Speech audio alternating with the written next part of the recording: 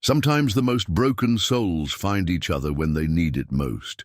In a dusty frontier town where hope was as scarce as rain, everyone had written off the limping donkey in Murphy's pen as worthless. The animal had been beaten down by life, scarred and weak, with sad eyes that seemed to hold all the world's sorrows. Most folks just walked past, shaking their heads at the pitiful creature. But when Samuel McKinnon, a weathered cowboy with his own share of heartache, looked into those eyes, he saw something different. He saw himself. What happened after Sam claimed that broken donkey as his own would change everything. The townspeople thought they knew about second chances and the power of unwavering loyalty.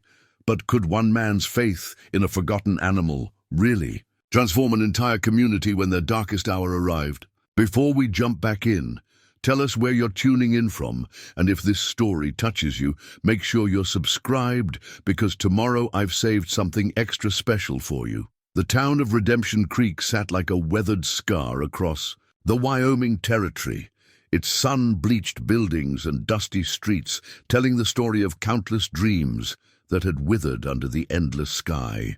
In 1887, it was the kind of place where a man could disappear into obscurity or find himself, depending on what he was looking for. Most who came here were running from something, and most who stayed had given up running. The hanging post stood at the center of town like a grim sentinel, its dark wood worn smooth by wind and time. It had seen more use than anyone cared to remember, a constant reminder that in Redemption Creek, judgment came swift and mercy came rarely. The post cast its shadow differently depending on the time of day, but it never failed to remind every soul who passed it that second chances were a luxury few could afford. Samuel McKinnon had drifted into Redemption Creek 3 winters back, carrying nothing but a worn saddlebag, a horse that had seen better days, and memories that weighed heavier than any earthly possession. At 42, Sam bore the kind of lines around his eyes that spoke of sleepless nights and decisions that haunted a man. His hands, calloused and steady, had once held cavalry sabers and reins of war horses charging into Confederate fire. Now, they mostly held odd jobs and whiskey glasses, though he'd been trying to cut back on the latter.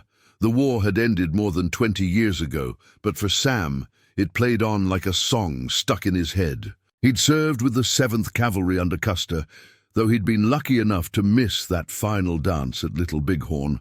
His horse, Thunder, had taken a Confederate bullet at Antietam, and Sam still woke some nights hearing that proud animal's final whicker.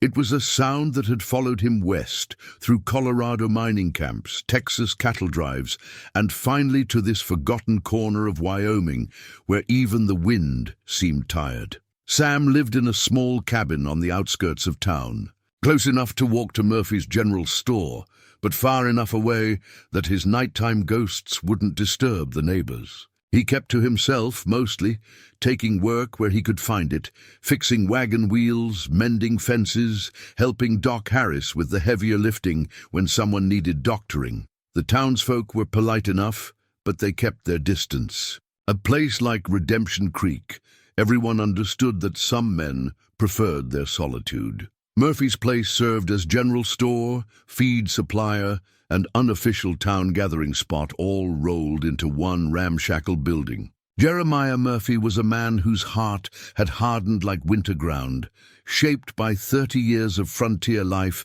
and a wife who'd left him for a traveling preacher. He had thick arms, a thicker middle, and the kind of disposition that made children cross the street rather than walk past his store. Murphy believed in the harsh mathematics of survival. Useful things lived, useless things didn't, and sentiment was a luxury that would get you killed. Behind Murphy's store sat a collection of rough-hewn pens where he kept livestock for sale or trade. Most of the animals moved through quickly, horses to cowboys, cattle to ranchers, chickens to anyone with a few coins and an appetite for fresh eggs. But one pen held a permanent resident that had become something of a town fixture, though not the kind anyone took pride in. The donkey had been there for the better part of 2 years, ever since a traveling merchant had defaulted on a debt to Murphy. The animal had clearly lived a hard life before arriving in Redemption Creek. His grey coat was marked with old scars, likely from whips and harsh handling. His left ear bore a ragged tear, and he walked with a slight limp that favoured his right. Front leg, most telling were his eyes, dark liquid brown, but holding the kind of resigned sadness that spoke of too many disappointments and too few kindnesses. Murphy fed the donkey just enough to keep him alive, more out of stubborn principle than any real hope of selling him. The animal served as a living reminder to anyone who'd think of crossing Jeremiah Murphy. This is what happens to things that don't pay their way. Children sometimes threw rocks at the donkey, not out of cruelty exactly, but because their parents had taught them to have no patience for useless things. The animal had learned to retreat to the far corner of his pen when people approached, anticipating nothing good from human contact. Doc Harrison Harris had been Redemption Creek's physician for 15 years, and in that time he'd seen enough of human nature to understand that healing came in many forms. A soft-spoken man in his 50s, with gentle hands and observant eyes, Doc Harris had noticed Sam McKinnon from his first day in town. He recognized the signs, the careful way Sam moved, as if his body remembered battles his mind tried to forget. The way Sam's eyes would sometimes focus on something that wasn't there. The particular kind of tired that sleep couldn't cure. Doc Harris had served as a field surgeon during the war, stationed far enough behind the lines to patch up the wounded, but close enough to hear the screaming. He understood that some wounds went deeper than flesh, and some healing took longer than anyone expected. He'd watched Sam these past 3 years, noting the gradual improvement, the slow way the man was learning to live with his ghosts rather than be haunted by them. Sarah Beth Collins had arrived in Redemption Creek a year ago to serve as the town's school teacher, a position that required more courage than most people realized. Teaching in a frontier town meant dealing with parents who saw education as a luxury they couldn't afford, and children who often knew more about survival than they did about reading. But Sarah Beth possessed the kind of quiet determination that had carried her family through the hardships of homesteading in Kansas before her parents died in a cholera outbreak. At 28, Sarah Beth had already lived enough life to understand that strength came in many forms. She stood barely 5 feet tall, with auburn hair that she kept pinned back practically, and green eyes that missed very little. She'd learned to command a classroom full of reluctant students, not through loudness, but through the kind of firm unkindness that earned respect. The children of Redemption Creek had quickly learned that Miss Collins would tolerate no cruelty in her presence, whether directed at each other or at the strays that wandered into the schoolyard. Mayor Eugene Caldwell ran Redemption Creek with the efficient ruthlessness of a man who'd learned that frontier towns lived or died by harsh decisions. In his mid-60s, with silver hair and a carefully maintained mustache, Caldwell understood that sympathy was a luxury his town couldn't afford. He'd seen too many frontier settlements dry up and blow away when they got soft, when they started, making decisions with their hearts instead of their heads. Caldwell's office sat above Murphy's store, a strategic location that allowed him to keep his finger on the pulse of the town's daily business. He was a fair man within his own understanding of fairness, but he had no patience for sentiment or what he called foolish gestures. In his view, everything and everyone in Redemption Creek had to earn their keep or move on. It was a philosophy that had kept the town alive through drought, harsh winters, and the occasional trouble with drifters. But it was also a philosophy that left little room for compassion. The town's other residents filled out the familiar cast of frontier life. There was Mrs. Patterson, who ran the boarding house with the iron discipline of a former army cook, Jake Wilson, the blacksmith, whose powerful arms could bend iron but who spoke in whispers around his wife, the Henley family, who owned the largest ranch in the area and provided much of the town's economic stability, Father Miguel, who held Sunday services in the schoolhouse and tried to bring a little grace to a hard land.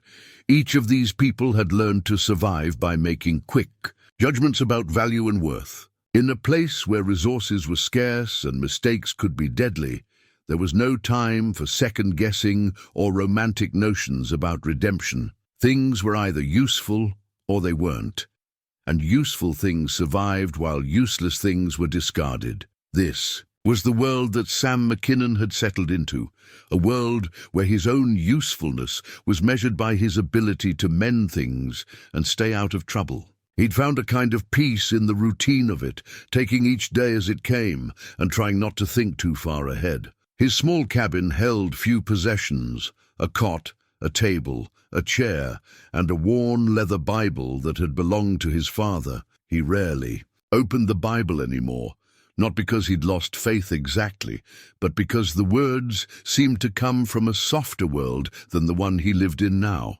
Sam's daily routine had become as predictable as the sunrise. He'd wake before dawn, brew coffee that could float a horseshoe, and sit on his porch watching Redemption Creek come to life. Then he'd walk into town, see what work needed doing, and do it with the quiet competence that had made him a trusted if solitary figure in the community. Evenings found him back on his porch, whittling or reading by lamplight, listening to the coyotes sing in the distance. It was a life of small routines and smaller expectations, the kind of existence that suited a man who'd seen too much excitement in his younger days. Sam had convinced himself that he was content with this quiet fade into irrelevance, that asking for more from life was a young man's game. He'd built walls around his heart, not from cruelty but from experience, understanding that the less you expected from the world, the less it could disappoint you. But walls, no matter how carefully constructed, could develop cracks over time. And sometimes, in the most unexpected moments, something small and broken could find its way through those cracks and remind a man that healing was possible, even when it seemed too late for second chances. The donkey in Murphy's pen had been watching the people of Redemption Creek with the same careful attention that Sam had been watching them. Both the man and the animal had learned to recognize the signs of human nature, which faces held kindness and which held only indifference or cruelty. Both had learned to expect little from the world and to find safety in corners where they wouldn't be noticed. Neither Sam nor the donkey could have known that their lives were about to intersect in a way that would challenge everything redemption. Creek believed about worth, redemption, and the extraordinary things that could happen when someone finally decided to bet on the broken. The morning that would change everything started like any other, with Sam nursing his coffee and watching the sun paint Redemption Creek in shades of gold and amber. He'd planned to spend the day helping Jake Wilson at the smithy, honest work that paid honest wages and asked no questions about a man's past. But plans, Sam had learned, were just suggestions that life felt free to ignore. He was walking past Murphy's store when he heard the commotion, the kind of crowd noise that usually meant someone was in trouble or making a fool of themselves. A knot of townspeople had gathered around the livestock pens, their voices carrying that particular mix of amusement and cruelty that made Sam's jaw tighten. He tried to keep walking, telling himself it wasn't his business, but something made him stop. Through the gaps between the spectators, he caught sight of Murphy wielding a long stick, jabbing it through the pen rails at the donkey huddled in the far corner. The animal tried to avoid the prodding, turning this way and that, but the pen was too small and Murphy's reach too long. Each jab brought laughter from the watching crowd, as if the donkey's fear was the finest entertainment they'd seen all. "Weak! Come on, you useless piece of hide," Murphy was saying, his face red with exertion and frustration. "Show these fine folks what you're good for. Might as well get some laughs out of you, since you ain't worth nothing else." The donkey's eyes were wide with panic, darting from Murphy to the crowd and back again. There was something in those dark depths that hit Sam like a physical blow, a recognition that went deeper than logic. It was the same look he'd seen in his own mirror on the worst nights, the expression of a creature that had given up hope of kindness. "Stubborn as sin and twice as ugly," called out Tom Henley from the crowd. "Don't know why you keep feeding." "That thing, Murphy. Put it out of its misery and be done with it." "Maybe I should," Murphy replied, still jabbing with his stick. "Bullet would be cheaper than feed, and the town would be rid of one more useless mouth." The words hung in the air like smoke from a bad fire, and Sam felt something shift inside his chest. Without fully realizing he'd made a decision, he found himself pushing through the crowd toward the pen. Conversations died as people noticed him approaching, and Murphy lowered his stick with a frown. "Something you need, McKinnon?" Murphy asked, his tone suggesting that whatever Sam might need, Murphy wasn't inclined to provide it. Sam looked past Murphy to the donkey, who had stopped his panicked movement and was watching this new development with wary attention. Up close, Sam could see the full extent of the animal's condition, ribs showing through dull fur, old wounds that had healed poorly, hooves that needed trimming, but it was still those eyes that held him. Eyes that seemed to contain depths of understanding that made Sam's throat tight. "I'll buy him," Sam said, the words coming out steady despite the racing of his heart. The crowd fell silent except for the sound of morning wind through the buildings. Murphy blinked once, twice, as if he hadn't heard correctly. "You'll what now?" "Buy the donkey. What do you want for him?" Murphy's face went through several expressions: surprise, suspicion, and finally a kind of calculating amusement. "You serious, McKinnon? This worthless bag of bones?" "Serious as a grave," Sam replied. "Name your price." The crowd began to murmur, voices carrying disbelief and the kind of excitement that came from witnessing someone do something spectacularly foolish. Sarah Beth Collins had appeared at the edge of the group, her green eyes wide with something that might have been concern or admiration. Doc Harris stood near the back, stroking his beard thoughtfully. Murphy looked from Sam to the donkey and back again, clearly trying to figure out if this was some kind of elaborate joke. When he realized Sam was genuine, a slow smile spread across his face. Not the kind of smile that reached his eyes, but the smile of a man who'd just realized he could turn a worthless thing into profit. "Well now," Murphy said, drawing out the words, "I suppose I could part with him for, let's say, $5. Silver, not paper." $5 was more than Sam made in a week of odd jobs, and they all knew it. It was an outrageous price for a broken-down donkey that wasn't worth 5 cents. But Sam reached into his vest pocket without hesitation, his fingers finding the worn silver dollar that he'd carried since the war. A lucky piece that had somehow survived battles and hardship, and years of drifting. He'd been saving that dollar for something special, though he'd never been able to say what. Now, as he looked at the donkey watching him, with something that might have been hope, he knew what it was for. He pulled out 4 more silver dollars from his meager savings, coins that represented weeks of careful scrimping and doing without. 5 silver dollars, Sam said, holding out his hand. "Cash money!" Murphy's eyes widened as he saw the coins. He'd expected Sam to back down, to admit the foolishness of the gesture and walk away. But here was real money, more than he'd ever dreamed of getting for the worthless animal. "Well, I'll be—" Murphy started, then caught himself. "I mean, you've got yourself a deal, McKinnon." He snatched the coins from Sam's palm before the man could change his mind. "Though I got to say, you just bought yourself the biggest mistake this side of the Missouri River." The crowd erupted in laughter and commentary. Tom Henley was shaking, his head in disbelief. $5 whole for that thing? Sam, you've finally gone and lost your mind completely. Should have bought yourself a bottle of good whiskey instead," called out another voice. "Least that would have done you some good." But Sam wasn't listening to the crowd anymore.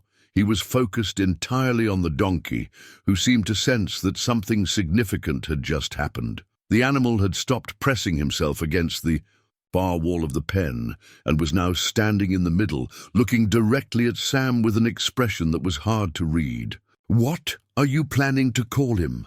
Sarah Beth asked, her voice cutting through the general noise. There was something in her tone that suggested she didn't think Sam had made a mistake, even if everyone else did. Sam hadn't thought about a name, but looking at the donkey now, watching the way those dark eyes seemed to hold a spark of something that hadn't been there moments before, The answer came to him naturally. Faithful, he said simply. His name is Faithful. More laughter from the crowd, but Sam ignored it. He was thinking about his old horse Thunder, remembering the way that proud animal had carried him through battle after battle, never wavering, never failing him when it mattered most. Thunder had been faithful until the end, and something in this broken donkey's bearing reminded him of that same steadfast quality. Murphy was already moving to unlock the pen, eager to complete the transaction before Sam could reconsider. "He's all yours, McKinnon. Don't come crying to me when he dies on you or runs off first chance he gets." As the pen door swung open, the crowd pressed closer, expecting some kind of show. Would the donkey bolt? Would Sam have to chase him down the street? Would this comedy play out to its ridiculous conclusion?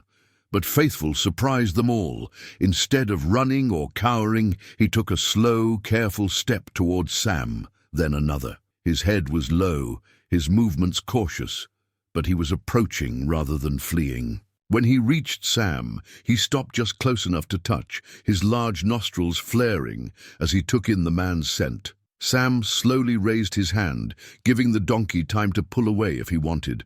But Faithful stood still, allowing Sam's calloused palm to rest gently on his neck. The fur was coarse and dirty, but beneath it Sam could feel the steady warmth of life, the patient strength that had somehow survived despite everything. "Easy, boy," Sam murmured, his voice soft enough that only Faithful could hear. "Easy now. Things are going to be different from here on out." The crowd was beginning to disperse, the entertainment value of the transaction exhausted. But Doc Harris lingered, and Sam caught the older man's eye over Faithful's back. "You got somewhere to keep him?" Doc Harris asked quietly. Sam nodded. "I'll figure something out." He'd worry about feed and shelter later. Right now, all that mattered was getting Faithful away from the crowd, and the jabbing stick and the laughter. Sam led his new companion away from Murphy's store. He could hear the conversations continuing behind them, speculation about his sanity, predictions about how quickly he'd regret his decision, jokes about the fool and his folly. But he also heard Sarah Beth's voice, firm and clear above the others. "I think it was a fine thing to do," she was saying. "Sometimes what looks worthless to one person is exactly what another person needs." Sam smiled at that, the first genuine smile he'd felt in longer than he could remember. Maybe Sarah Beth was right. Maybe they'd all find out that sometimes the most important things came disguised as the most worthless ones. Maybe a broken-down donkey and a worn-out cowboy could find in each other something that neither the town nor the world thought they deserved. As they walked toward his cabin, Sam felt something he hadn't experienced in years, the weight of responsibility for another living thing, and with it, the stirring of something that might have been hope. The first 3 days tested both man and beast in ways neither had expected. Sam's cabin sat on a quarter-acre of scrubland that had never been intended for livestock, and his savings account, already depleted by $5 silver, couldn't stretch to proper fencing or a barn. He'd fashioned a makeshift rope corral, using the few fence posts left by the cabin's previous owner, but it was more suggestion than security. Faithful seemed to understand the arrangement, though. He stayed within the rough boundaries Sam had set, never testing the flimsy barriers or showing any inclination to wander. It was as if the donkey recognized that this small patch of land represented something precious, a place where he belonged to someone who had chosen him deliberately. The grooming brush came into being on the second evening, born from Sam's frustration, with trying to clean Faithful's matted coat using an old rag, and his growing realization that healing would require the right tools.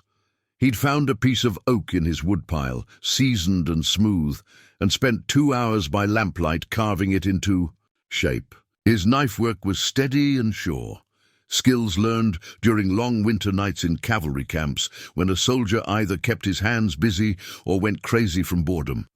The brush wasn't pretty by any measure, but it was functional. Sam had set in rows of wooden bristles, each one individually carved and fitted, creating something that would work gently through tangles without causing pain. When he first approached Faithful with it, the donkey's eyes had widened with something that looked like memory.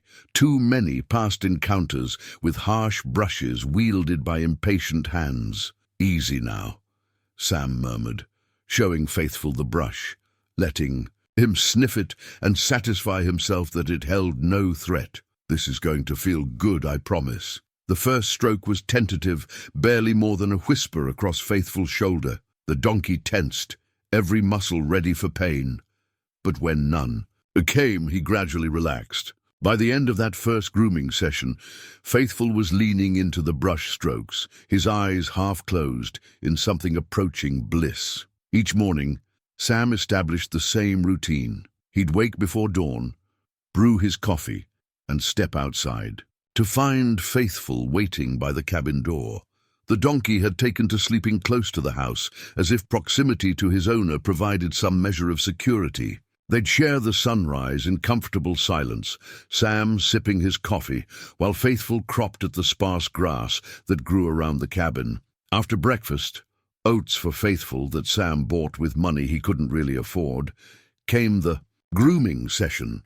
Sam would work methodically, starting with the brush he'd carved and finishing with a soft cloth to bring out what shine remained in Faithful's grey coat. The daily ritual was revealing the animal's true condition bit by bit. Beneath the neglect and poor care, Faithful was better built than he'd first appeared, with good bone structure and muscle that was beginning to fill out with regular feeding. But it was Faithful's intelligence that truly surprised Sam. The donkey learned the routine quickly and began anticipating Sam's needs. When Sam approached, with the water bucket, Faithful would move to where the trough sat. When Sam picked up the brush, Faithful would position himself in the spot where the morning light was best. Most remarkably, he seemed to sense Sam's moods, staying closer when the old nightmares had visited the night before, giving space when Sam needed solitude. The townspeople, naturally, found the whole arrangement endlessly entertaining.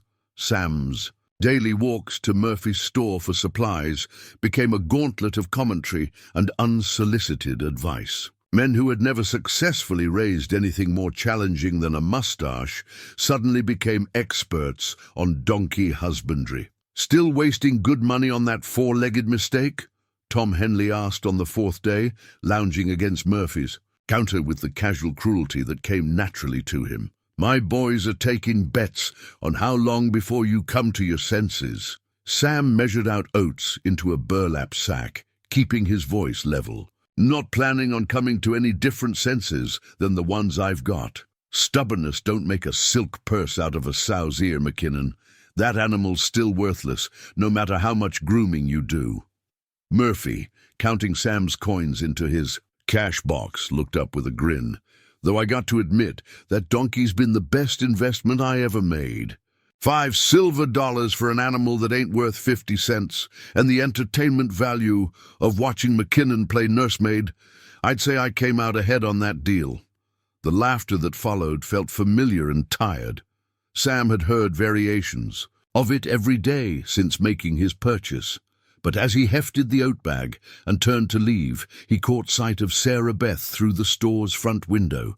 She was standing by the schoolhouse steps, shading her eyes as she watched him emerge from Murphy's store.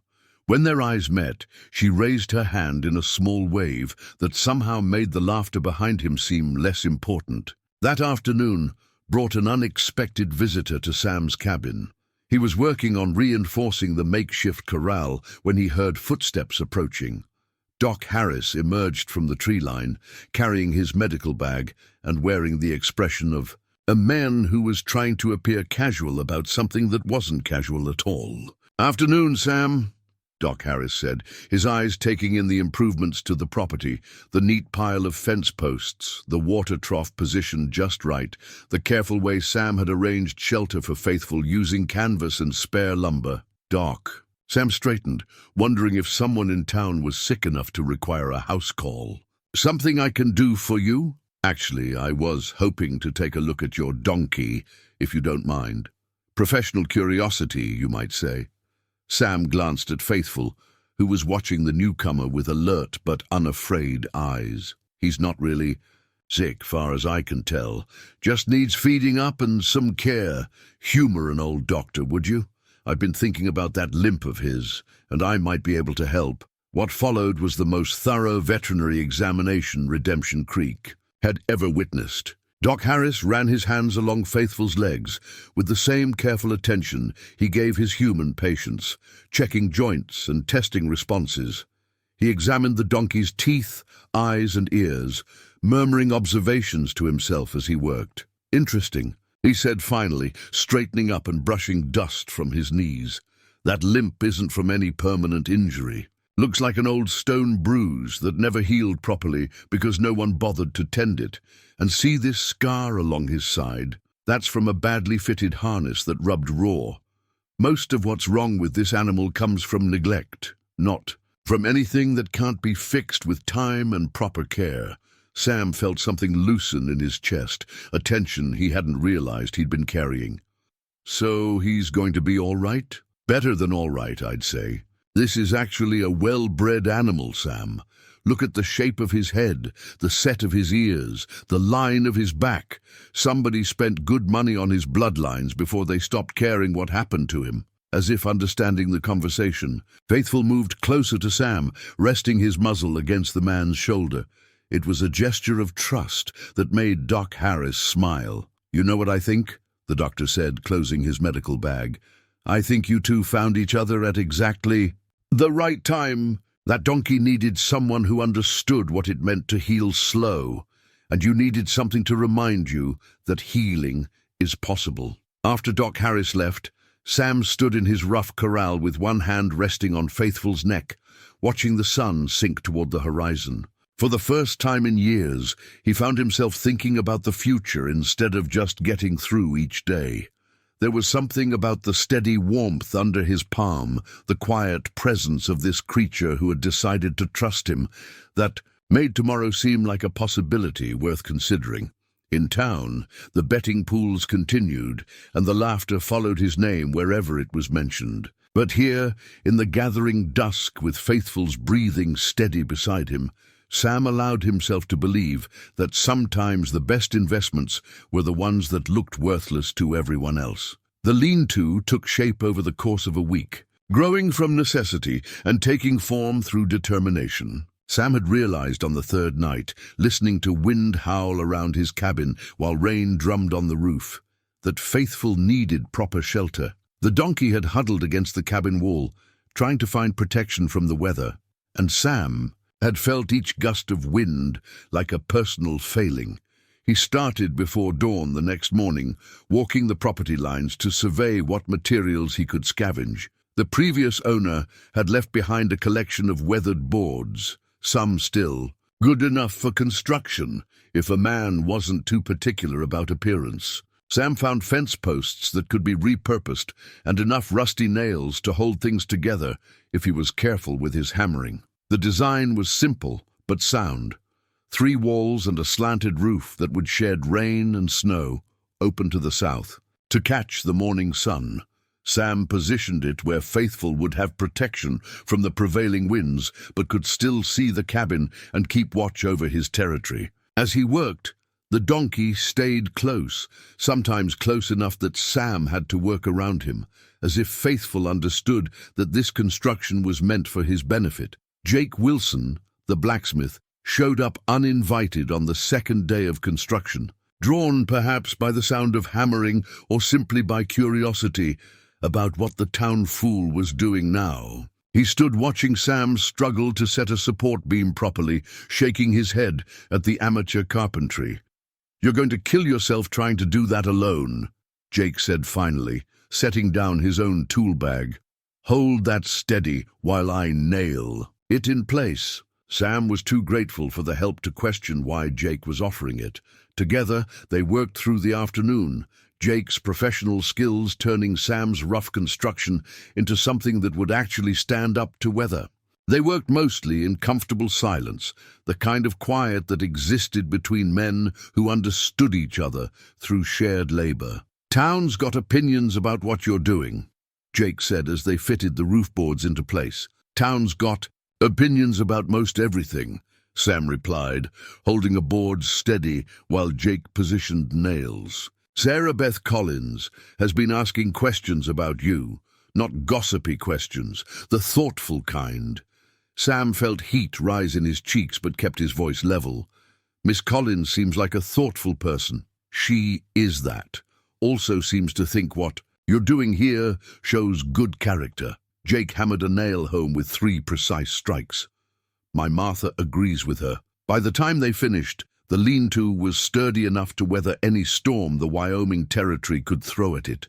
Faithful investigated his new shelter thoroughly, sniffing every corner and testing the footing before settling down in the spot that gave him the best view of both the cabin and the approach road. That evening, Sarah Beth arrived carrying a covered basket and wearing the determined expression of a woman who had made up her mind about something. Sam was working by lamplight, oiling a piece of tack he'd found in his old cavalry gear, when he heard her approaching.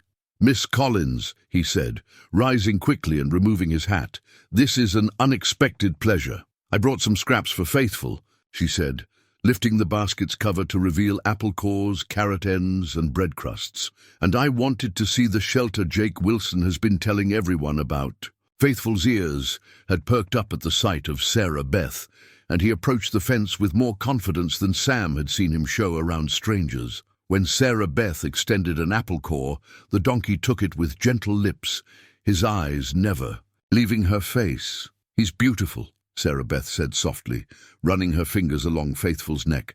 "I mean truly beautiful. Look at the intelligence in his eyes." Sam found himself seeing Faithful through Sarah Beth's eyes, not as the broken-down animal Murphy had tormented, but as the dignified creature he was becoming. Regular food and care had filled out the donkey's frame, and daily grooming had revealed a coat that, while still grey, now held hints of silver that caught the lamplight. "Doc Harris says he's well-bred," Sam said. "Says someone paid good money for his bloodlines before—" He stopped, not wanting to speak of past neglect in front of the animal who had endured it. "Before he ended up with people who didn't recognize his worth," Sarah Beth finished quietly. She turned to look at Sam directly. "That happens to the best of us sometimes, doesn't it? Ending up with people who can't see what we're really worth?" The words hung between them, carrying meanings that went beyond donkeys and shelters. Sam found himself looking into Sarah Beth's green eyes and seeing something that made his chest tight. Not pity for his circumstances, but recognition of something valuable that others might have overlooked. "Would you like some coffee?" he asked. "It's not much, but the cabin's warm." They sat at his small table, sharing coffee and conversation that ranged from the challenges of teaching in a frontier town to Sam's careful stories about his cavalry days. Sarah Beth had a way of listening that made words come easier, and Sam found himself talking about things he usually kept locked away. Not the worst memories, those stayed buried, but the better ones, the horses he'd known, the men he'd served with, the pride he'd once taken in doing difficult work well. "What made you buy Faithful?" she asked as the evening wound down. Sam considered the question seriously. "I looked at him and saw myself, I suppose, something that folks had decided wasn't worth saving." He paused, watching the lamplight flicker across her face. "But maybe that's not the whole truth. Maybe I saw what I wanted to become, something that could be saved if the right person was willing to try." When Sarah Beth left that night, she squeezed his hand briefly, a touch that lasted just long enough to suggest it meant something. After her footsteps faded into the darkness, Sam sat on his porch with Faithful standing nearby, both of them looking out at the star-filled sky. The donkey had taken to spending his evenings close to the cabin, especially after dark, when the coyotes sang in the distance. Sam appreciated the company, finding that Faithful's presence made the nighttime hours less lonely. Sometimes they would stand together like this for an hour or more, the man lost in thoughts that were becoming less dark and more hopeful, the donkey alert to sounds and movements that Sam's human ears couldn't detect. Over the following days, word of Sarah Beth's visit spread through town with the speed of all significant news in small places. the betting pools that had been formed. Around Sam's folly began to shift, not because anyone thought more highly of Faithful, but because Sarah Beth's approval carried weight. If the school teacher saw something worth respecting in Sam's choice, maybe it wasn't quite the joke everyone had assumed. Murphy, predictably, was less than pleased with this development. He'd been enjoying his role as the shrewd businessman who had outwitted a fool. But Sarah Beth's public support of Sam's choice undermined the narrative. When Sam came in for supplies, Murphy's comments took on a sharper edge. "Don't know what you're filling that school teacher's head with," Murphy said, making change with unnecessary force. "But when that animal of yours causes trouble, and Mark, my words, he will. Don't expect the rest of us to clean up your mess." But Sam was past caring about Murphy's opinions. He had a shelter to finish, a donkey to care for, and for the first time in years, a sense that he was building something rather than just surviving each day. As he walked home with his supplies, he could see Faithful waiting in the corral. Ears pricked forward in recognition, and Sam realized that somewhere along the way, this broken-down donkey had become the best part of his days. The saddlebags took 3 evenings to complete, fashioned from leather Sam had been saving for years. Without knowing exactly why, he worked by lamplight at his kitchen table, his cavalry-trained hands remembering skills he'd learned from an old farrier who'd believed that a man should be able to make his own gear. Each stitch was placed with care, each buckle positioned. For maximum utility and comfort, Sam had decided that if he was going to keep Faithful, the donkey needed to earn his keep somehow. It wasn't about proving the town wrong, though that would be satisfying, but about giving Faithful purpose. Sam understood from his own experience that having a job, even a simple one, could make the difference between existing and living. First attempts at training were clumsy affairs. Sam hadn't worked with donkeys before, and Faithful had clearly been handled roughly in the past. When Sam first approached with a simple rope halter, the donkey's eyes went wide with memory, and he backed against the fence with every muscle tense for punishment. "Easy, boy," Sam murmured, stopping several feet away and holding the halter where Faithful could see it clearly. "This isn't going to hurt. We're just going to learn to work together." It took an hour of patient waiting before Faithful would let Sam approach with the halter, and another hour before he'd accept having it placed over his head. But once the donkey realized that this new equipment brought no pain, his attitude shifted. Sam could see intelligence working behind those dark eyes, processing this new experience and finding it acceptable. The real breakthrough came when Sam introduced the concept of load-bearing. He started with an empty feed sack, draped gently, across Faithful's back and secured with soft ropes. The donkey stood perfectly still, as if he understood that this was important work. When Sam added a few pounds of grain to test the donkey's response, Faithful adjusted his stance with the practiced ease of an animal who remembered being useful. By the end of the second week, Faithful was carrying small loads around the property, with the dignity of a creature who had rediscovered his purpose. Sam would load the saddlebags with tools or supplies, and Faithful would follow him to whatever project needed attention, standing patiently while Sam worked and carrying everything back to the cabin when the job was finished. Word of Faithful's transformation had begun to circulate through Redemption Creek, carried by Jake Wilson and his wife Martha, who had witnessed the donkey's steady progress during their visits to help with construction projects. The Wilsons were respected members of the community, and their testimony carried weight that Murphy's mockery couldn't diminish.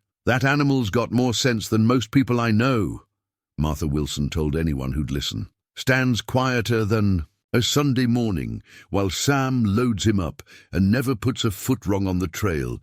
Reminds me of the good mules my daddy used to keep."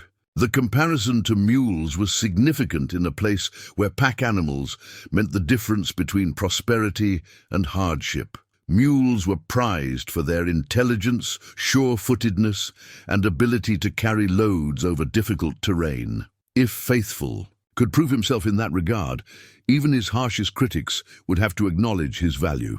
Sam's first real test of Faithful's abilities came when Doc Harris asked for help transporting medical supplies to the Hendricks homestead, where young Mary Hendricks was recovering from a difficult childbirth. The journey would take them 8 miles over rough country, carrying medicines and supplies that needed to arrive intact and on time. "You sure that donkey of yours is up to this?" Doc Harris asked, as they loaded the precious cargo into Faithful's saddlebags. "This isn't the time for any animal to prove unreliable." "He's reliable," Sam said with quiet confidence, checking the balance of the load one final time. "Faithful's got more sense than most horses I've known." The trail to the Hendricks place wound through rocky country that tested both animal and rider. Faithful proved his worth within the first mile, picking his way carefully over loose stone and uneven ground, with the careful precision of an animal who understood the importance of his cargo. When they reached a creek crossing where the recent rains had washed out the usual ford, Faithful found a safer path upstream without being directed, as if he could read the danger in the rushing water. Doc Harris watched the donkey's performance with growing respect. "I'll be damned," he muttered as Faithful navigated a particularly tricky section of trail. "That animal's got better judgment than half the horses in this county." At the Hendricks homestead, Faithful stood perfectly still while they unloaded the medical supplies, his ears pricked forward as he watched the proceedings with intelligent interest.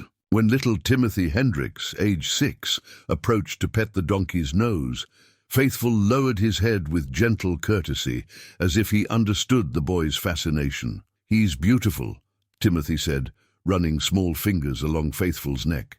"What's his name?" "Faithful," Sam replied, watching the interaction with quiet pride. "His name is Faithful." The return journey proved even more challenging when storm clouds gathered and rain began to fall, turning the trail treacherous. But Faithful seemed to anticipate each hazard, adjusting his pace and footing to accommodate the changing conditions. When they finally reached town as darkness was falling, both Sam and Doc Harris were thoroughly impressed with the donkey's performance. "That animal just earned his keep 10 times over," Doc Harris said as they unsaddled Faithful behind Sam's cabin. "I've never seen surer footing or better trail sense." "Where did you say Murphy got him?" "Didn't say, and Murphy never mentioned," Sam replied, running his hands over Faithful to check for any injuries from the journey.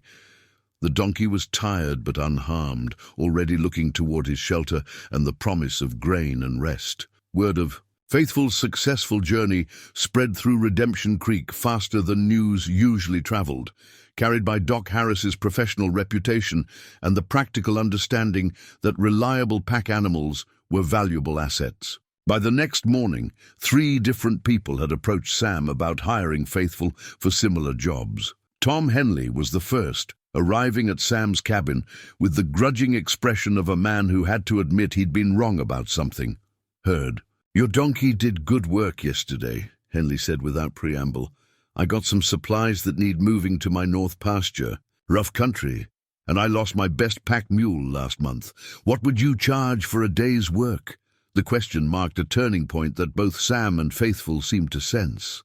The donkey lifted his head from his morning grain, ears pricked forward, as if he understood that his reputation was being discussed. Sam quoted a fair price, and Henley agreed without haggling, a sure sign that Faithful's value was becoming recognized. Mayor Caldwell arrived later that morning, his expression more thoughtful than Sam had seen it. "Seems you made a better investment than folks gave you credit for, McKinnon. That donkey's turning into quite an asset for the community." As Sam watched the mayor walk away, he rested his hand on Faithful's neck and felt the steady warmth of muscle and bone and living purpose beneath his palm. The donkey everyone had written off as worthless was becoming exactly what Sam had somehow known he could be. Not just surviving, but thriving. Not just taking up space, but making himself indispensable through honest work and reliable service. In the distance, storm clouds were gathering on the horizon, but Sam found himself looking forward to whatever weather might come. He and Faithful had proven they could handle rough trails and difficult conditions. Whatever challenges lay ahead, they would meet them together. The horseshoe was unlike any that Jake Wilson had ever forged, modified to accommodate the specific needs of Faithful's injured hoof. Sam had brought the donkey to the smithy after noticing a slight favor in his gait, and Jake's examination had revealed an old injury that had never healed properly due to poor shoeing. Whoever put iron on this animal before didn't care much about his comfort, Jake said, running expert fingers along the misshapen hoof. But we can fix this. Going to need a special shoe, though, something that'll support the weak spot without putting pressure where it'll cause pain. The process took most of the afternoon. Jake heated and shaped the iron with the precision of a master craftsman, checking the fit repeatedly against Faithful's hoof and adjusting until the shoe would provide maximum support and comfort. Faithful stood patient through the entire process, as if he understood that this discomfort was temporary and would lead to relief. When the modified shoe was finally in place, the change in Faithful's movement was immediately apparent. The slight limp that had worried Sam disappeared, replaced by the sure-footed gait of an animal moving without pain. Jake refused payment for the work, claiming it was professional curiosity that had motivated him. Besides, Jake said, patting Faithful's neck, this donkey's becoming quite the local celebrity. Figure it's good for business to be known as the smithy that keeps the town's hardest workers sound. The celebrity status was indeed growing. Faithful's reputation for reliability had spread beyond Redemption Creek to the surrounding ranches and homesteads. Hardly a day passed without someone needing supplies transported to difficult locations or equipment moved across challenging terrain. Sam found himself busier than he'd been in years, and his savings, depleted by Faithful's purchase, were growing steadily. More importantly, the work gave both man and animal a sense of purpose that had been missing from their lives. Sam rediscovered the satisfaction of being truly useful, of being called upon when difficult jobs needed doing. Faithful seemed to thrive on the responsibility, approaching each new task with the eagerness of a creature who had remembered what it meant to be valued. Sarah Beth had become a regular visitor to Sam's cabin, often arriving in the evenings with reading materials she thought he might enjoy, or simple meals she claimed were too large for one person. Their friendship had deepened into something that felt both comfortable and charged with possibility, though neither had spoken directly about what was growing between them. On this particular evening, she found Sam working on a leather repair, mending a bridle by lamplight while Faithful dozed in his shelter nearby. The domestic scene, man working quietly while his animal rested peacefully, struck her as something that belonged in a settled life, rather than the temporary existence most frontier people lived. "You look content," she said, settling into a chair Sam had built for her visits. "I suppose I am," Sam replied, surprised by the truth of it. "Haven't been able to say that in longer than I care to remember." "What changed?" Sam glanced toward Faithful, visible in the lamplight spilling from the cabin window. "Found something worth taking care of, I guess. Something that needed me as much as I needed it." Their conversation was interrupted by the sound of horses approaching. Unusual at this hour, and concerning given the isolated location of Sam's property. Sam set down his leather work and moved to the window, his hand automatically checking the position of his rifle. 3 riders were approaching through the darkness, their shapes barely visible in the starlight. Something about their posture suggested they weren't bringing social visits or requests for Faithful services. Sam felt old instincts stirring, the wariness that had kept him alive through years of military service. "Sarah Beth," he said quietly, "I think you should step away from the window." The riders stopped just outside the circle of light from Sam's cabin, close enough to be heard, but far enough away to avoid being clearly seen. The middle rider, apparently their spokesman, had a voice that carried the harsh accent of the borderlands. "McKinnon," the man called out, "heard you've got yourself a useful animal. We might have work for both of you." "I'm not hiring out after dark," Sam replied, his own voice carrying clearly in the still air. "Come back in daylight if you've got legitimate business." Laughter drifted from the darkness, not the kind that suggested humor, but the kind that suggested men who found other people's caution amusing. "Might be we're not asking," the spokesman said. "Might be we're telling." Sam had heard that tone before in camps and towns across the frontier. It was the voice of men who took what they wanted and justified it later. His hand moved closer to his rifle, and from his shelter, Faithful lifted his head with the alertness of an animal sensing danger. "Then you might find yourselves disappointed," Sam said. "I suggest you ride on before this conversation gets unpleasant." The riders sat in silence for a long moment, and Sam could feel them weighing their options. Finally, the spokesman spoke again. "We'll be seeing you again, McKinnon. Count on it." The sound of hoofbeats receded into the night, but Sam remained at the window long after the riders disappeared. Sarah Beth had pressed herself against the wall beside the door, her face pale in the lamplight. "Who were they?" she asked. "Trouble," Sam replied grimly. "The kind of men who've been showing up more frequently around these parts. Over the past months, reports had been filtering into Redemption Creek of cattle rustling and homestead raids in the surrounding territory. Sheriff Patterson from the county seat had warned Mayor Caldwell that organized gangs were operating in the area, men who lived by taking what others had built. Sam had hoped Redemption Creek's isolation might keep such problems at bay, but tonight suggested otherwise. "What did they want with Faithful?" Sarah Beth asked. "Pack animal that can navigate rough country in the dark would be valuable to men in their line of work," Sam said. "Faithful's reputation has spread further than we realized. The implications were troubling. If word of Faithful's abilities had reached the wrong people, both the donkey and Sam himself could become targets. Rustlers needed reliable pack animals to transport stolen goods across difficult terrain, and they weren't particular about how they acquired such animals. Sam spent the rest of the night making preparations he hoped he'd never need to use. He cleaned his rifle and checked his ammunition, positioned supplies where they could be reached quickly, and made mental notes of defensive positions around the cabin. Most importantly, he considered what would need to be done to protect Faithful if the situation deteriorated.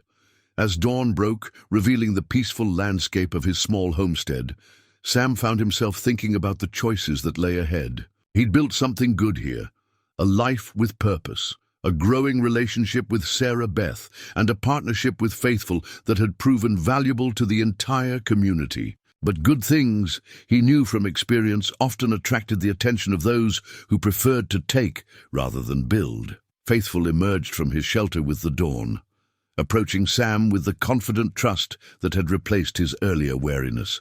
As Sam ran his hands over the donkey's neck, feeling the solid strength beneath the grey coat, he made a quiet promise. "We're not running this time, boy," he murmured. "Whatever comes, we face it here." The morning brought no sign of the previous night's visitors, but Faithful's behavior suggested something had changed. The donkey kept lifting his head from his grazing, ears swiveling towards sounds Sam couldn't detect. When Sam approached with the morning grain, Faithful's usual eager greeting was replaced by a restless energy that seemed centered on the ridgeline beyond the cabin. "What is it, boy?" Sam asked, following the donkey's gaze toward the rocky outcropping that overlooked the valley approaches. "Something out there bothering you?"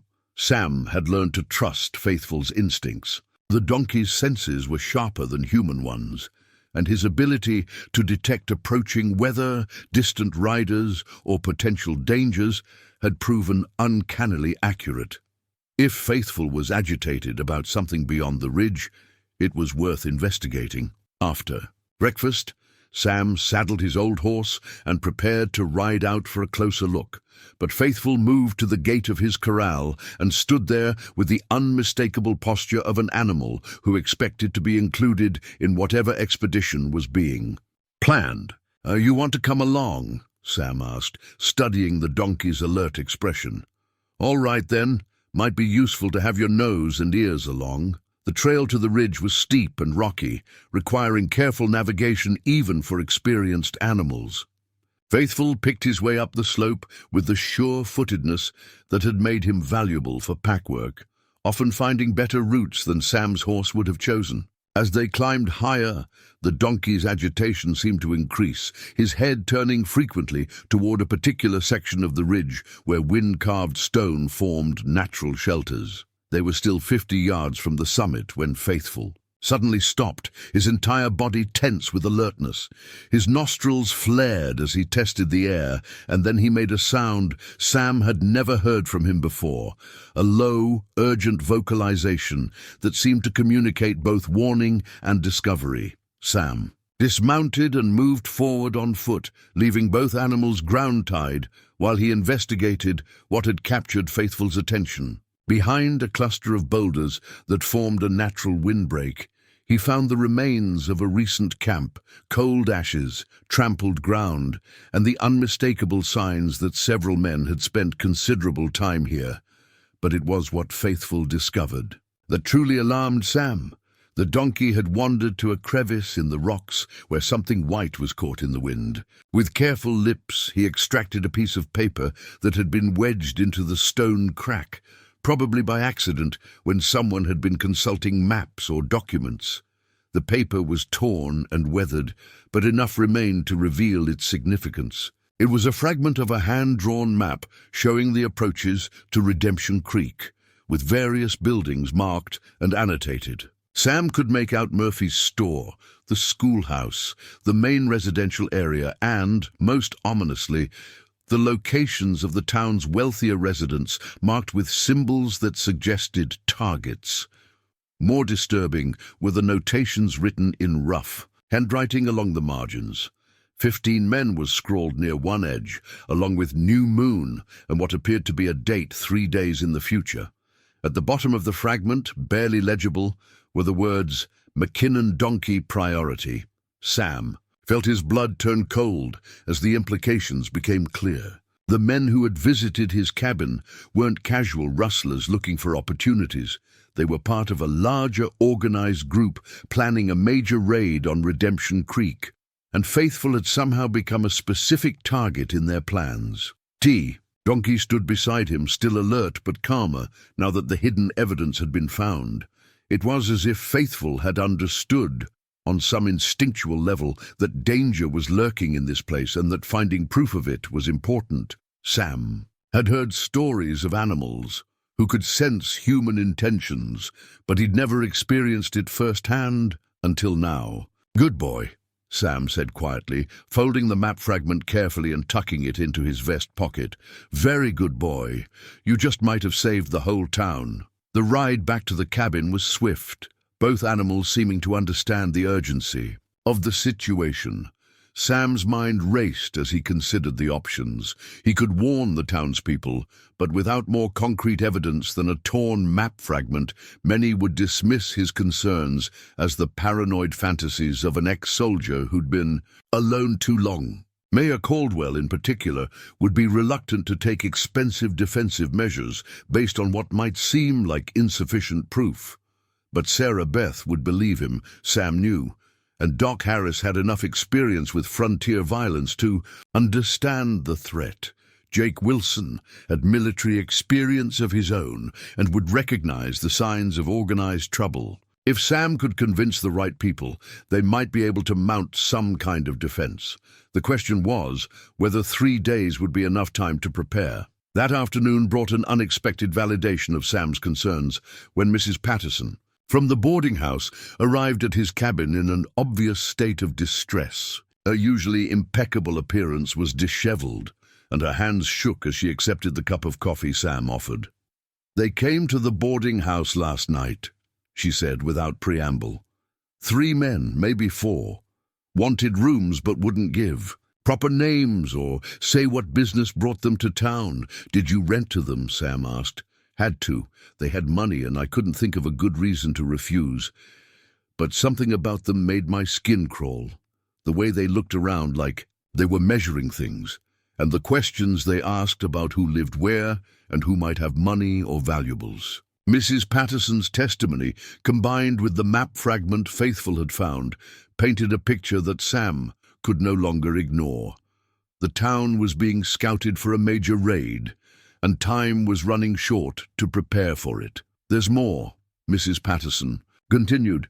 This morning I overheard them talking about horses and pack animals. One of them mentioned a donkey specifically, said it would be useful for their work. They knew about Faithful by name, Sam. The confirmation that Faithful was a specific target rather than a random opportunity made Sam's decision for him.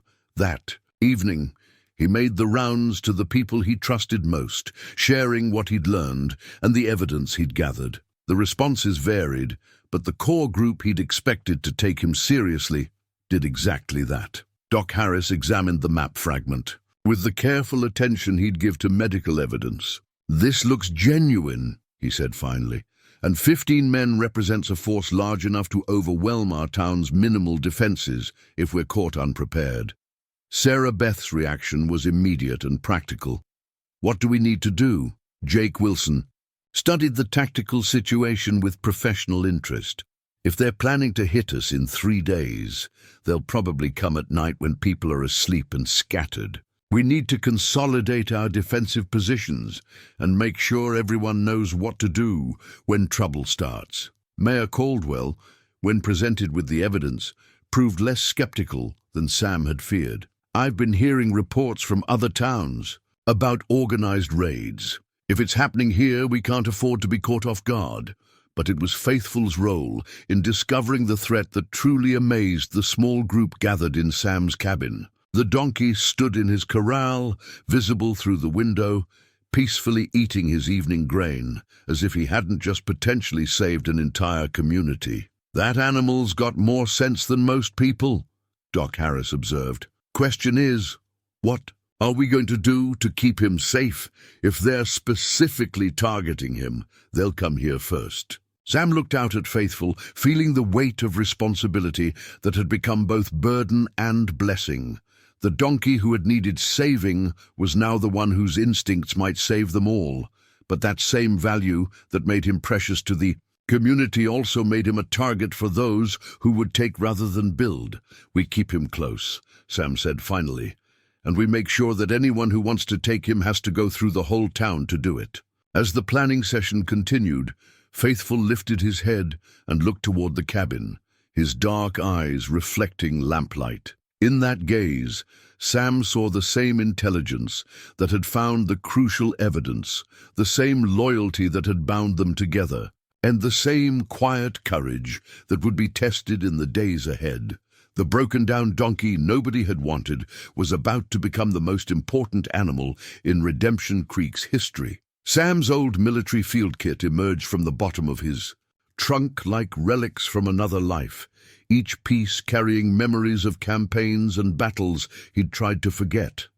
The cavalry saber, its blade still sharp despite years of neglect.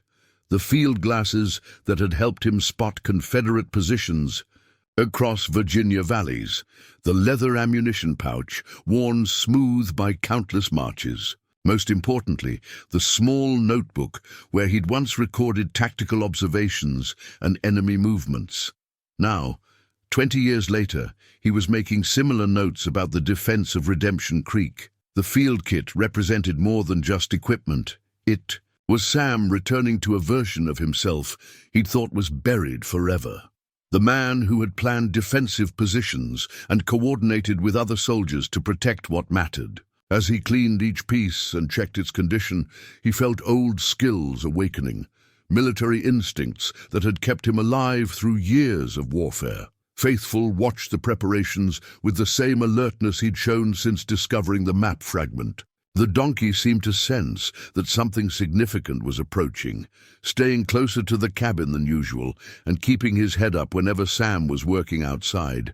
More than once, Sam caught Faithful looking toward the ridge where they'd found evidence of the planned raid, as if the animal was keeping watch for returning threats. The town's response to Sam's warnings had been mixed, but ultimately positive. Mayor Caldwell had called an emergency meeting at the schoolhouse, where Sam presented his evidence to a crowd that ranged from skeptical to fearful. The torn map fragment, Mrs. Patterson's testimony about suspicious guests, and reports from neighboring areas about organized raids combined to create a convincing case that Redemption Creek was in danger. "So what exactly are you proposing we do?"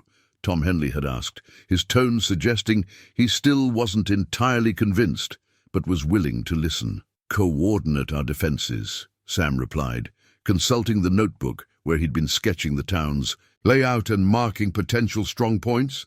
"Make sure we're not caught scattered and unprepared when they come." The planning that followed drew on every scrap of military experience available in Redemption Creek. Jake Wilson had served as an artillery sergeant and understood the importance of overlapping fields of fire. Doc Harris had been close enough to combat, to recognize the value of predetermined medical stations. Even Murphy, despite his general hostility, contributed knowledge about where weapons and ammunition were stored around town.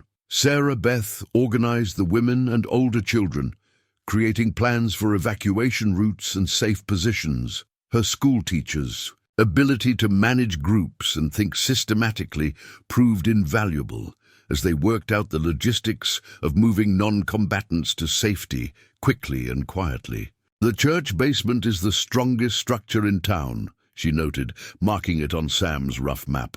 "Stone foundation, thick walls, only one entrance to defend. We could keep the children there with a few guards while the men handle the actual fighting." The next 2 days passed in intensive preparation. Windows were reinforced with wooden shutters that could stop bullets. Supplies of ammunition, food, and medical materials were positioned at strategic points.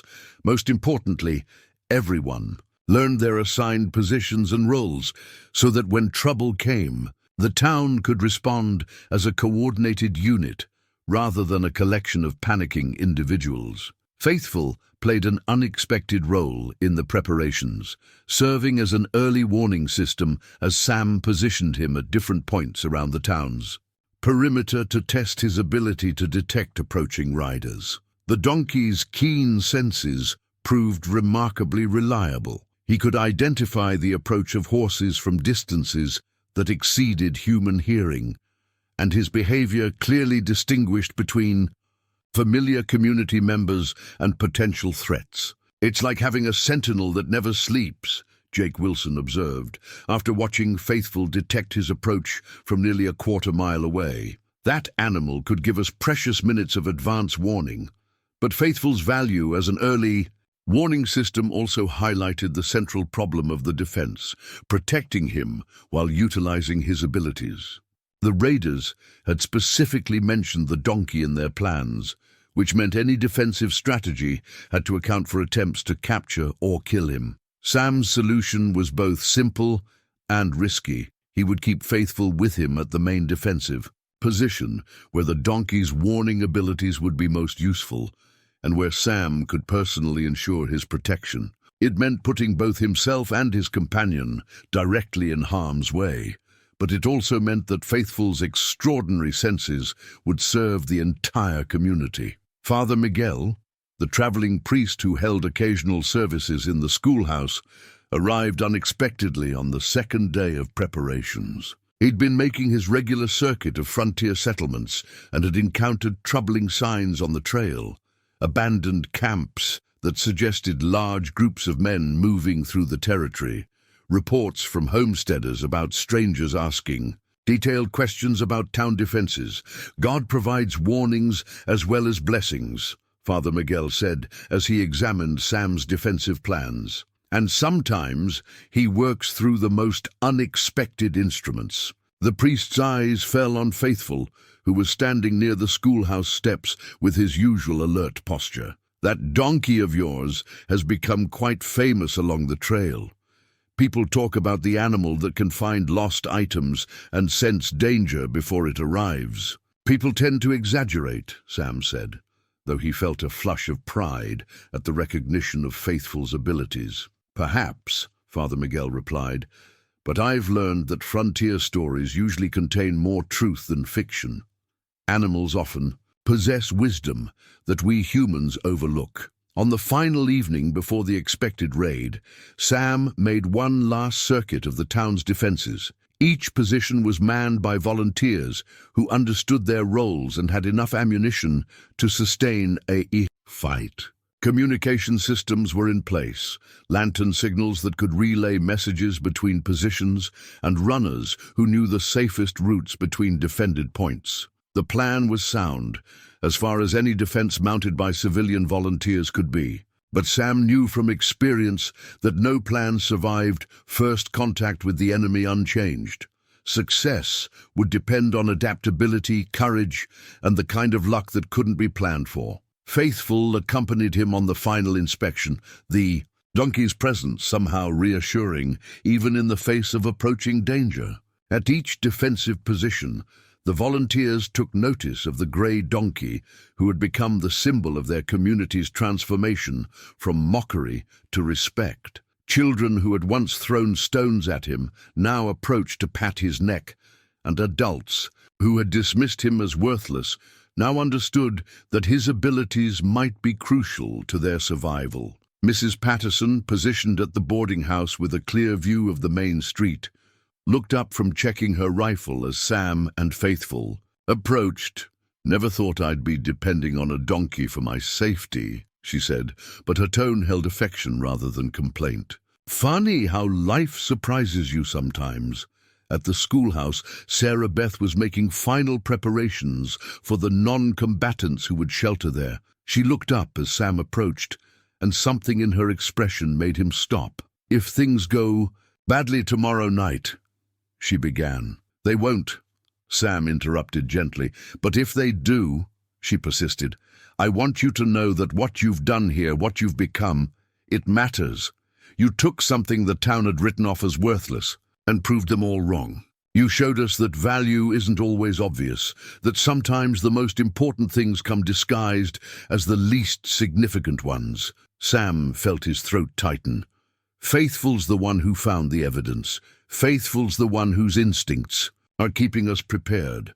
"And who saw the value in Faithful when no one else would?" Sarah Beth asked. "Who had the patience to heal something broken and the wisdom to recognize intelligence that others missed?" Before Sam could respond, she stepped close and kissed him, briefly, but with enough feeling to make clear that it meant something beyond the moment. "Come back safe tomorrow," she said quietly. "Both of you," as Sam and Faithful walked back toward their cabin for what might be their last peaceful night. Sam reflected on how much had changed since that morning when he'd first looked into the donkey's sad eyes and seen himself. The broken-down animal had become the foundation of a community defense. The worthless creature had proved his value, beyond anyone's expectations. But more than that, Faithful had given Sam something to fight for, beyond simple survival.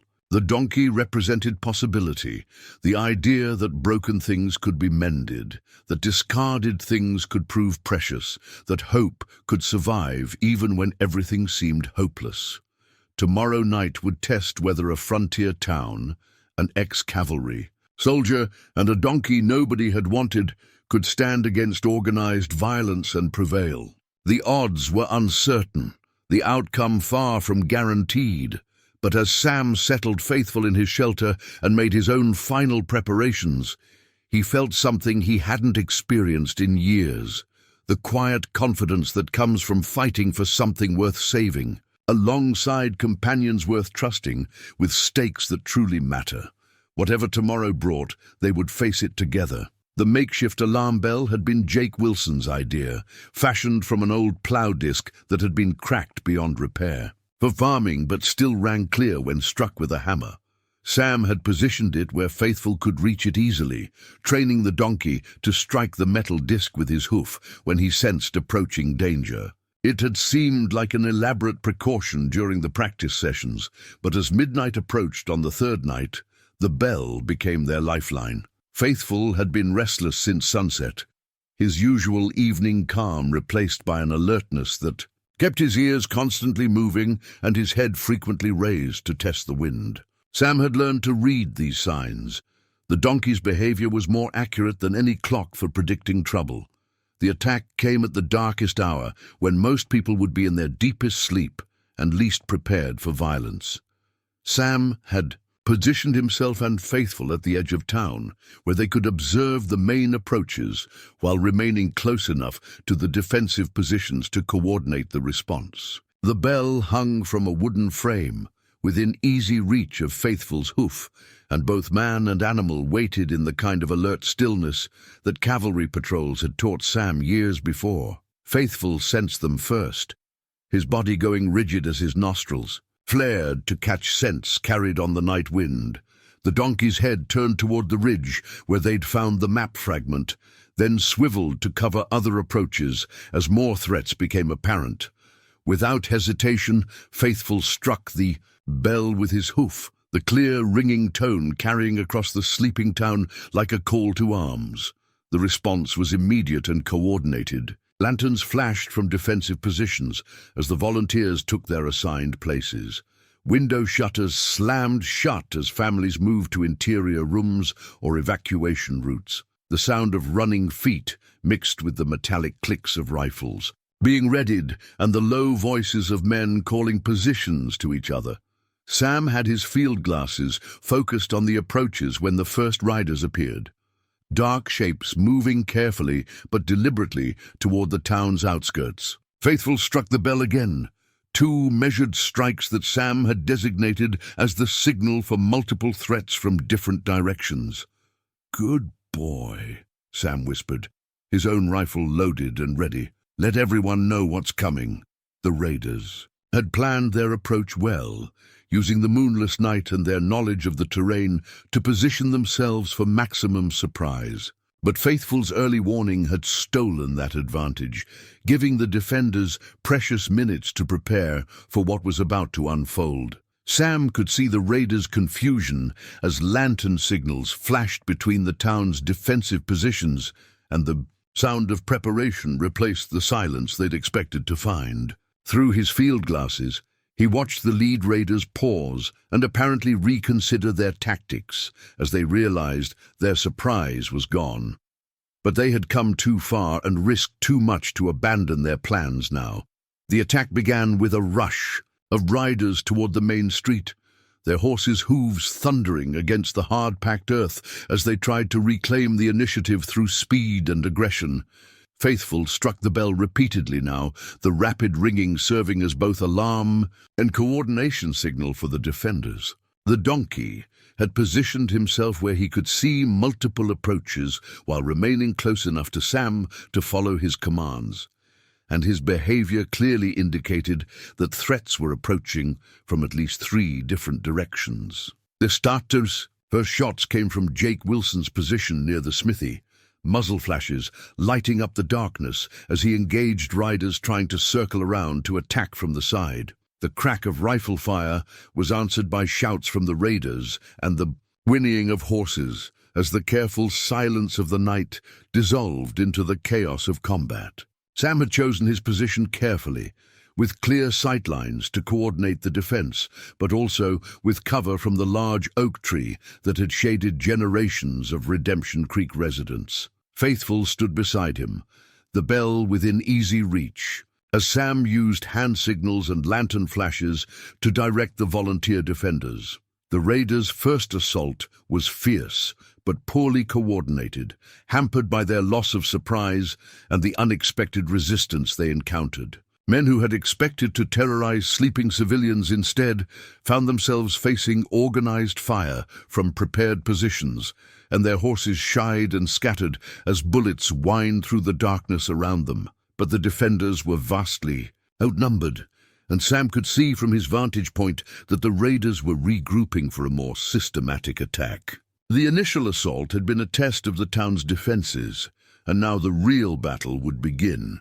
Faithful seemed to sense the shift in the battle's rhythm. The donkey moved closer to Sam, his dark eyes reflecting the distant muzzle flashes as he continued to monitor the approaches for new threats.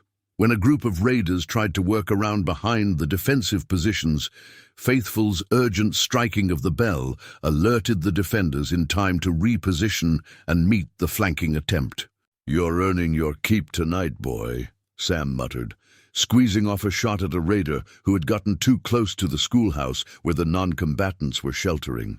The night was far from over, and Sam could see that the raiders were preparing for a final desperate assault that would test every preparation they had made. But Faithful had already proven his worth beyond any doubt.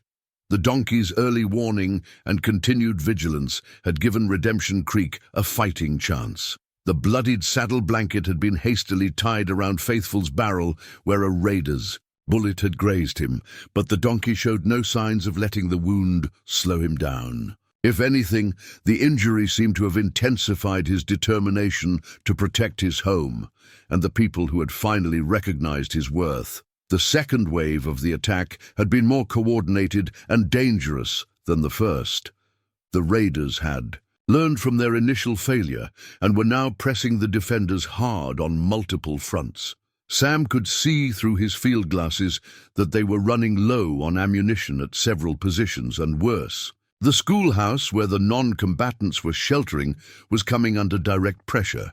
It was then that Faithful made a decision that would be talked about for generations in Redemption Creek. The donkey had been watching the battle with the same intelligent attention he brought to every situation, his head turning to track the movement of threats and the responses of defenders. But when a group of raiders broke through the defensive line near the church and began advancing toward the schoolhouse, Faithful took action that went beyond anything Sam had trained him to do. Without waiting for commands, Faithful struck the alarm bell in a rapid pattern that Sam had never taught him, a desperate ringing that seemed to communicate both urgent danger and the need for immediate help.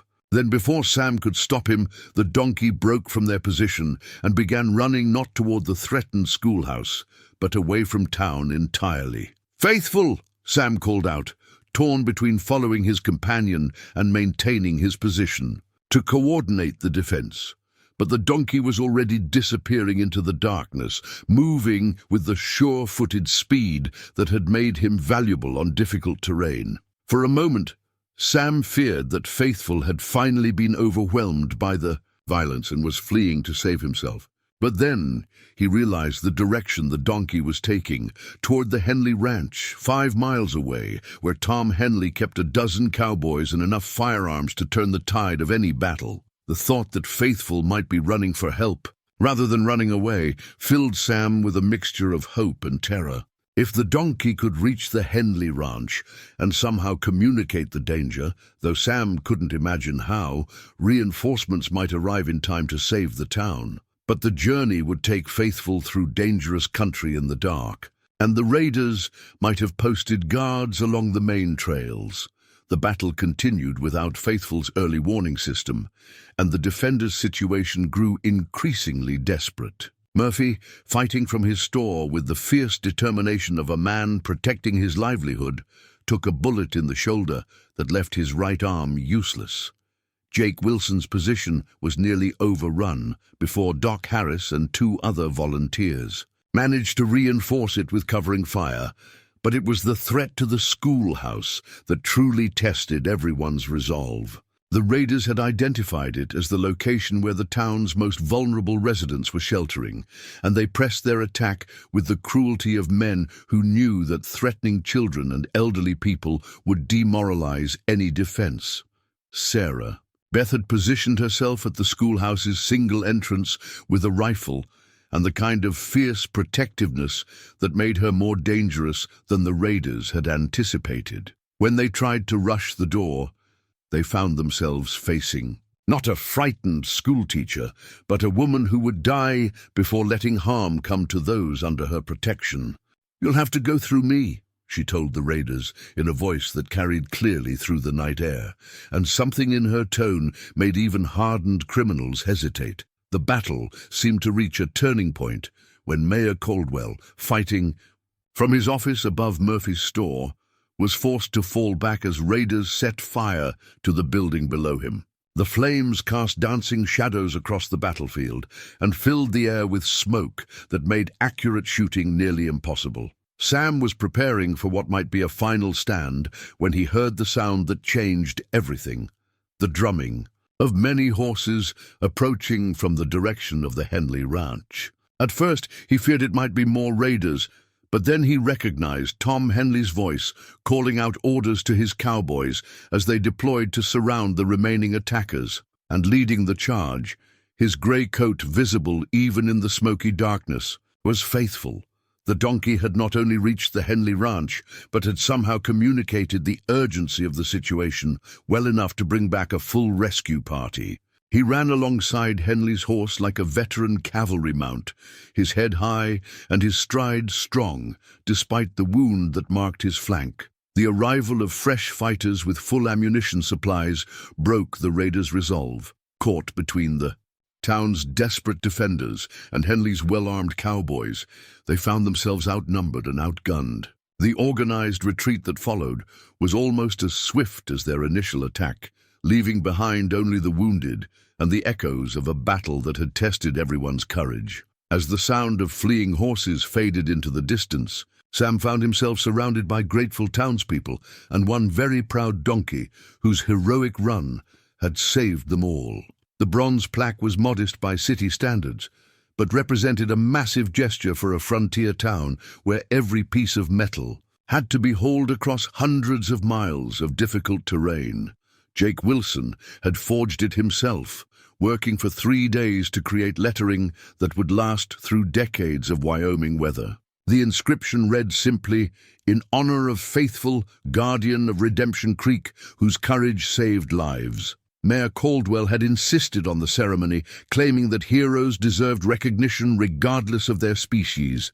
The entire town gathered in the small square where the hanging post had once stood, now replaced by a more hopeful symbol of what Redemption Creek represented. Faithful stood patiently during the speeches, his gray coat gleaming from the extra grooming Sam had given him for the occasion. The donkey's wound had healed cleanly under Doc Harris's care, leaving only a small scar that seemed to add dignity rather than detract from his appearance. He watched the proceedings with the alert intelligence that had become his trademark, occasionally shifting his weight or adjusting his position, but otherwise displaying the calm demeanor of an animal who understood he was being honored. 6 months ago, Mayor Caldwell said as he unveiled the plaque mounted on a post near the town's main intersection, most of us would have laughed at the idea that a broken-down donkey could be a hero. Today, we know better. Faithful didn't just help save our town, he taught us something about the value of looking beyond first impressions. The recovery from the raid had taken weeks, but it had also brought changes that went far deeper than rebuilding damaged buildings. Murphy, his arm still in a sling from the bullet wound, had approached Sam the morning after the battle with something that sounded remarkably like humility. "I was wrong about your donkey," Murphy had said, the words coming slowly as if they were difficult to speak. "And I was wrong about you too, McKinnon. That animal of yours is worth more than I ever imagined, and not just because he can carry supplies or warn about danger. He's got heart, and that's something you can't put a price on." The public apology had been even more surprising, delivered in front of the entire congregation during Father Miguel's Thanksgiving service for their deliverance. Murphy had stood up during the testimony portion of the service and told the whole story, his mockery of Sam's purchase, his cruel treatment of Faithful, and his complete reversal of opinion after witnessing the donkey's heroism. "I sold that animal for $5 silver and thought I was cheating a fool," Murphy had said, his voice carrying clearly through the schoolhouse. "Turns out the only fool was me. I couldn't see value when it was standing right in front of me, and I'm asking Sam McKinnon and his donkey to forgive an old man who should have known better." The transformation in how Faithful was treated went beyond apologies and ceremonies. Children who had once thrown rocks now brought apples and carrots. Women who had crossed the street to avoid the worthless animal now stopped to pat his neck and praise his intelligence. Men who had mocked Sam's investment now spoke of Faithful's abilities with the kind of respect usually reserved for the finest horses. But perhaps the most meaningful change was in Sam himself, the man who had drifted into Redemption Creek, carrying nothing but memories and regrets, had found something worth building a life around. His relationship with Sarah Beth had deepened into something that felt both natural and permanent. And when she moved her few possessions into his expanded cabin, no one in town was surprised. "You know what I think?" Sarah Beth said one evening. as they sat on their porch, watching Faithful graze peacefully in his pasture. "I think you and Faithful found each other because you both needed to learn the same lesson, that being broken doesn't mean being worthless, and that healing is possible when someone believes in you." Sam reached over to take her hand, marveling at how much his life had changed since that morning when he'd looked into a donkey's sad eyes and seen his own reflection. Maybe we all needed to learn that lesson. The business that had grown around Faithful Services now provided steady income for Sam and Sarah Beth, with requests for the donkey's services coming from homesteads and towns across the territory. But more than the money was the satisfaction of work that mattered, of being needed and respected for the right reasons. Faithful had adapted to his celebrity status with typical grace, accepting the attention without becoming spoiled by it. He still performed his duties with the same reliability that had first earned him recognition, but now he did so as Redemption Creek's acknowledged guardian, rather than as a creature fighting to prove his worth. Tom Henley, whose ranch hands had provided the reinforcements that helped win the battle, had become one of Faithful's most vocal admirers. "That donkey's got more sense than most people, and more courage than most soldiers," he would tell anyone who'd listen. "If I could breed horses with half his intelligence and loyalty, I'd be the richest rancher in Wyoming." Doc Harris, who had witnessed Faithful's transformation from broken-down animal to community hero, often used the donkey's story as an example when talking to patients about recovery and hope. "Healing takes time," he would say, "and sometimes we can't see what we might become until someone gives us the chance to prove it." As the bronze plaque ceremony concluded and the townspeople began to disperse, Sam found himself alone with Faithful. In the quiet that followed community events, the donkey approached him with the confident trust that had replaced his earlier wariness, and Sam rested his hand on the strong neck beneath the silver-grey coat. "What do you think, boy?" Sam asked, quietly. "Did we prove them all wrong, or did we just prove what was always true?" Faithful's answer was the gentle pressure of his muzzle against Sam's shoulder, a gesture that spoke of contentment and belonging, and the kind of trust that could only be earned through patience and proven through crisis. Looking around at the town that had become truly home, Sam understood that the greatest transformations often came disguised as the smallest kindnesses.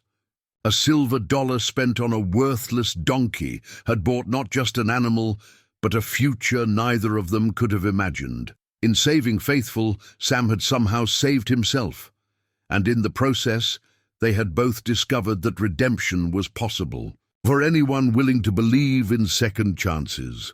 The setting sun painted Redemption Creek in shades of gold and amber, and for the first time in longer than he could remember, Sam looked forward to watching it rise again tomorrow.